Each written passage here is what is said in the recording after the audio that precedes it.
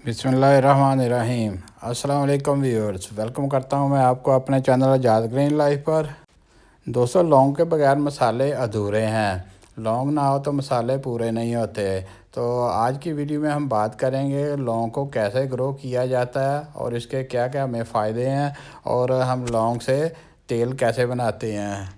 Grocery shop से हम जो लौंग ख़रीद कर लाते हैं वो ग्रो क्यों नहीं करते और लौंग के कहवे के इस्तेमाल से हमें क्या क्या बेनिफिट्स मिलते हैं। मज़ीद आगे बढ़ने से पहले आप मेरे चैनल को लाइक और सब्सक्राइब कर लें और साथ ही बेल आइकॉन को भी प्रेस कर लें ताकि मेरी आने वाली वीडियो का नोटिफिकेशन आपको फौरी तौर पे मिल सके। तो दोस्तों, शुरू करते हैं आज की वीडियो। लौंग के पौधों में कुछ पहले इस तरह की कलियां सी खिली होती हैं, उसके बाद फूल खिलते हैं और फिर उनमें सीड बनना शुरू हो जाता है।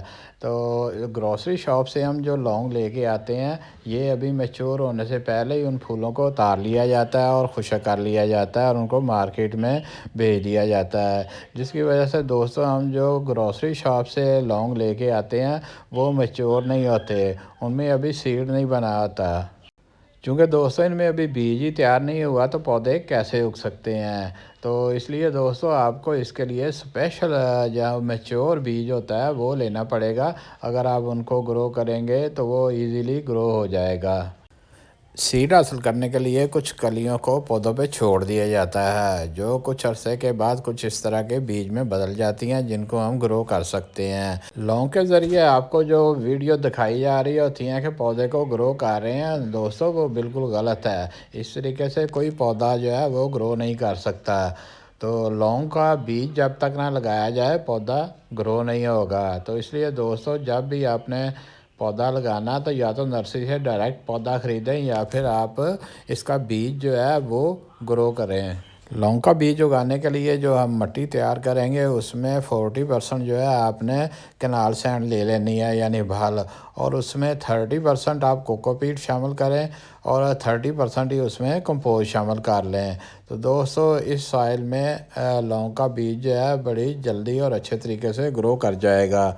ग्रोसरी स्टोर से जो आप लौंग ख़रीद कर लाते हैं वो बिल्कुल ग्रो नहीं कर सकते क्योंकि वो फूल होते हैं, फूलों को ड्राई किया होता है। जो पौधों के ऊपर बीज बनते हैं वही ग्रो कर सकते हैं। दोस्तों, अब बात करते हैं लौंग का तेल घर पर किस तरह तैयार किया जाता है। ये बहुत ही आसान है, इसमें कोई मुश्किल नहीं है, तो आप घर पर आसानी से इसे तैयार कर सकते हैं।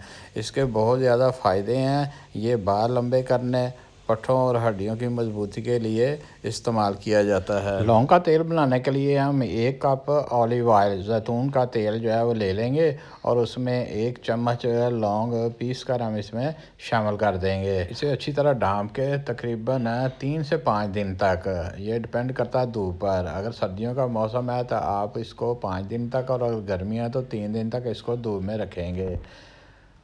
और इस तरह हमारा लौंग का तेल तैयार हो जाएगा और इसको स्ट्रेनर से आपने स्ट्रेन कर लेना है और किसी अच्छी साफ़ जो शीशे की बोतल है आपने इसमें इसे सेव कर लेना है। अगर आप ऑयल को फौरी तौर पे तैयार करना चाहते हैं तो आप 15 से 20 मिनट तक हल्की आंच पे आप इसे चूल्हे पे भी बना सकते हैं। दोस्तों, लौंग का पौधा उन एरियाज़ में ग्रो करता है जहाँ पे टेम्परेचर 15 से 40 डिग्री सेंटीग्रेड तक रहता है।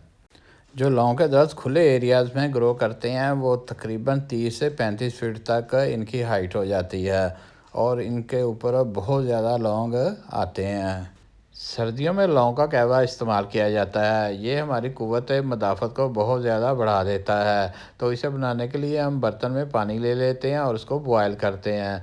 जब ये अच्छी तरह बॉयल हो जाए तो हम इसमें लौंग डाल देते हैं। लौंग डालने के बाद हमने इसको 5 से 7 मिनट तक अच्छी तरह पकाना है। जब ये अच्छी तरह पक जाए तो इसको उतार कर आप स्टेन कर सकते हैं और इसको इस्तेमाल कर सकते हैं। कहवे की मज़ीद अफ़ादियत बढ़ाने के लिए हम इसमें शहद इस्तेमाल कर सकते हैं। तो 1 कप में 1 शहद का चम्मच जो है आपने शामिल कर लेना है। इससे इसकी अफ़ादियत बहुत ज़्यादा हो जाएगी। लौंग के कहवे का इस्तेमाल हमारे निज़ाम को बेहतरीन बना देता है जिससे इसकी खाना हज़म करने की सलाहियत बढ़ जाती है। डाइजेस्टिव सिस्टम यानी निज़ाम हमारे बॉडी में इंजन की हैसियत रखता है। अगर इंजन जो है वो सही काम कर रहा है तो बाकी बॉडी जो है वो भी सही काम करेगी। तो दोस्तों, अगर आपका मैदा जो है वो हर खुराक को अच्छे तरीके से हज़म करता है तो वो इससे हासिल होने वाले मिनरल न्यूट्रिएंट्स, वो सारी की सारी एनर्जी जो है हमारे बॉडी को ईज़िली जो है वो ट्रांसफ़र हो जाती है।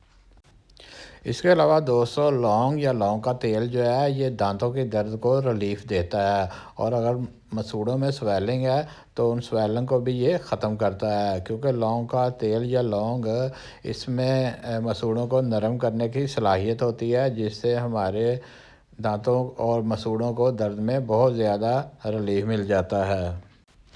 सर्दियों में लौंग का इस्तेमाल हमारी ब्लड सर्कुलेशन जो है इसको भी बेहतर बनाता है। उम्मीद है दोस्तों, आज की वीडियो आपके लिए बहुत फ़ायदेमंद होगी। इस वीडियो को आप अपने दोस्तों के साथ भी शेयर करें ताकि उनको भी इन्फॉर्मेशन मिल सके कि लौंग के पौधे उसके बीज से उगते हैं, ना कि लौंग के ज़रिए।